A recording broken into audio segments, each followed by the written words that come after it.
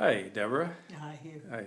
This is Hugh Smiley, and I'm with my friend and colleague Deborah Levine. We're both psychotherapists and passionate students of the Andalusian art form, Flamenco. Ole. Ole. And we're just having a little consultation here because we're going to be offering a workshop in a few weeks, and we're very excited about it. It's quite unique, and hopefully will be very enjoyable and helpful for participants. So anyway, Deborah, nice to see you. You're looking great. No, thanks. Yes. And I Must think be those flamenco. it must be the flamencos showing through. What is it about flamenco that has attracted you? That's such a good question, Hugh. I don't know that I can answer it because part of what attracts me about flamenco is it's ineffable. I don't really have words for it. And since most of my day as a psychotherapist deals with words and some non-verbal communication too, of course, there is just something magical, I guess, about flamenco, transcendent. Even though I can't do it with a damn, I love it. I adore it. I guess it gets to the passion. I find it good for me because as I'm getting older, there's so much. It's actually quite humiliating because I can't remember steps, but it's a challenge. It's a challenge to remember the steps, and it's a challenge to work with the time, the tempo, and with the. Some people have grace, some people don't, but that's what we strive for. And also, there's something about the people that I have met who are doing flamenco. There's an unusual group of people, people from all walks of life, all professions, all ages. How would you characterize them? What is it they have in common? Or is it the diversity, perhaps? It's the diversity that attracts me. Okay. And we all have in common flamenco. Right. And through flamenco, we can learn other things about each other. You know, it's interesting. Years ago, I worked for the Ministry of Citizenship and Culture in multiculturalism, and not that I wasn't aware of flamenco then. It wasn't a big part of my life. It wasn't a part at all. And yet this. Can we stop there? No. We can't stop. No, I'm just changing the hand position. It's okay, so it doesn't jiggle so much. Yeah. All right. Sorry. I think that flamenco really it brings together. I'm losing words here, but the diversity. Well, you said it's ineffable, so. Yeah. Well, so there we go. At least I didn't lie. I'm not Donald Trump. God forbid. I think that's basically what I want to say. Yeah.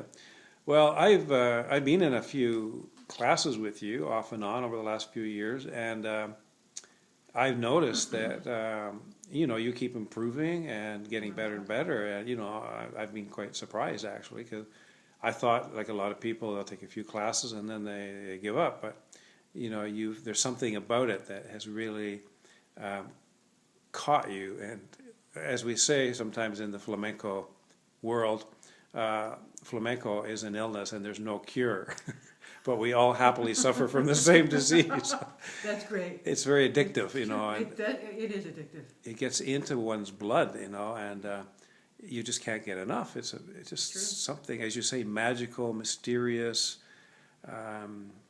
that transcendent, almost spiritual experience. I think there's definitely a spiritual element. I mean, I didn't use the word duende. Yeah.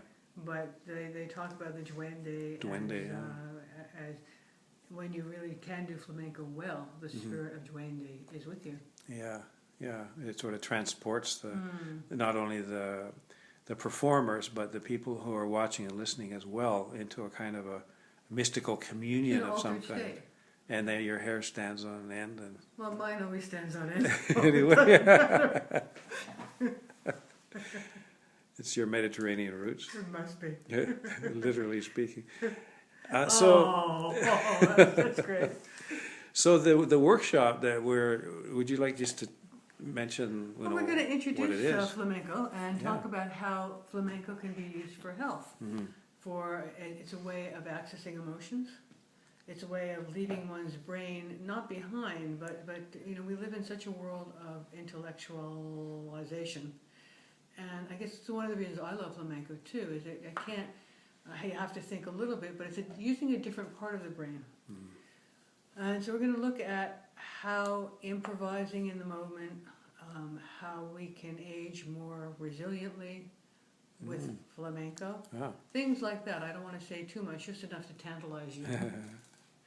Yeah. Yeah, what I found also, having studied a little bit the singing and the dancing, even a little bit of guitar, that when I practice or when I go to a class or a workshop, I always feel better. Physically, I have more energy. I feel more grounded, more connected with myself and with other people. And I think that over time also, because of the intricate rhythms, which can be challenging sometimes, some of them at least. You said it. And moving the body in different ways with different rhythms, and the deep interaction between dancer and guitarist or instrumentalist and singer, that it really forces one to be present in the moment, authentically present. And it's pretty hard to have your mind off somewhere else when you're doing flamenco, because it'll go flat. It'll lack that magic that you mentioned. Not only will it lack the magic, but you won't be able to do the steps. Exactly, yeah, you'll be lost. So there's a real imperative to be watching, the nonverbal communication, the eyes and the breathing of your fellow musicians and performers, and really becoming one. And maybe that's what contributes to that feeling of transcendence. The sense of wanting to become one. Yeah, sort of. At the same time, it really emphasizes your identity and your emotional expression, your uniqueness, and at the same time, you're sort of surrendering yourself to something that goes even Greater. deeper, or greater, yeah. And also, I guess the complexity of learning flamenco. I mean, not only do you have the footwork and the arm work, but the way you hold your body and the way you hold your head and your face and your eye movement. Could you give us a little flamenco stance there? Olé! That's more. I don't think I can yet. I'm still learning. But from a viewpoint of flamenco, from somebody who appreciates flamenco, there's so much to learn. I mean, there are a million palos or rhythms, and each one is very difficult to learn. And they're very difficult to differentiate at first. Yes. It's a whole other world. And slowly but surely. I remember you and I went to a concert once, and I forget who it was. There was Apollo, and both of us looked at each other and said, Alegrias. We recognized it. Yes. And sure. Yeah. Different rhythmic styles. Yeah. Yeah, the branches of the flamenco tree. Yeah, different time signatures and different emphasis and stresses. So there's a tremendous amount to learn. Yeah. Right. And it's going to take me my whole lifetime. Yeah. Well, the rest of the lifetime.